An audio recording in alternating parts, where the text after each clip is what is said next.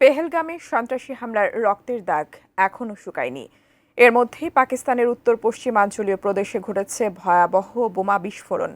শক্তিশালী এই বিস্ফোরণে প্রাণ হারিয়েছেন অন্তত 7 জন। কিন্তু কাশ্মীরের সন্ত্রাসী হামলার পরপরই পাকিস্তানেও এমন আরেকটি হামলার ঘটনা কিসের ইঙ্গিত? বিস্তারিত শিহাব ইসলামের ডেস্ক রিপোর্টে।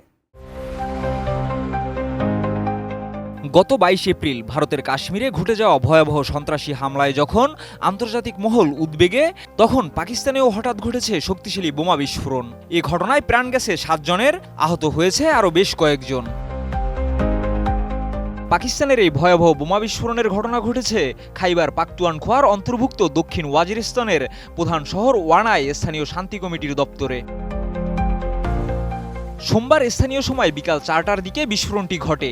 এটি এতটাই শক্তিশালী ছিল যে পুরো দপ্তরের একটি বড় অংশ ধসে পড়ে এবং ধ্বংসস্তূপের নিচে চাপা পড়ে অনেকে। সঙ্গে সঙ্গেই উদ্ধার কাজে নামে স্থানীয় বাসিন্দা ও উদ্ধারকারী দল। আহতদের দ্রুত হাসপাতালে নিয়ে যাওয়া হয় এবং তাদের মধ্যে কয়েকজনের অবস্থা আশঙ্কাজনক। কিন্তু এখনো পর্যন্ত কোনো গোষ্ঠী এই হামলার দায় স্বীকার করেনি। তবে পুলিশ ও নিরাপত্তা বাহিনী জানিয়েছে, ঘটনাস্থল থেকে উদ্ধার করা হয়েছে বেশ কিছু আলামত, চলছে জোরদার তদন্ত। নির্মাণ কাজেও আমি বেছে নেই CSRM TMT 500W, committed for better still।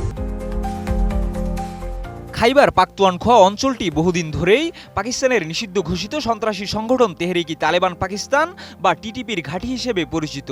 আফগানিস্তানের তালেবান সরকারের প্রতি অনুগত এই গোষ্ঠী 2021 সালে পাকিস্তান সরকারের সঙ্গে একটি অস্ত্রবিরতির চুক্তি করলেও তা ভেঙে যায় 2022 সালের নভেম্বরে। এরপর থেকেই দেশজুড়ে সন্ত্রাসী হামলার হার বেড়ে যায় আশঙ্কাজনকভাবে। পরিসংখ্যান বলছে 2024 সাল ছিল সাম্প্রতিক সময়ের মধ্যে সবচেয়ে ভয়াবহ।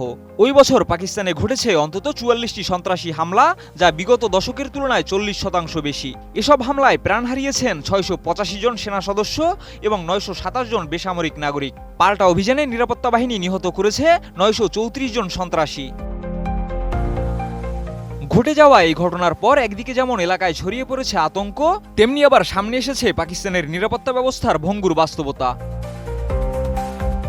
শিহাব ইসলাম, ATN নিউজ।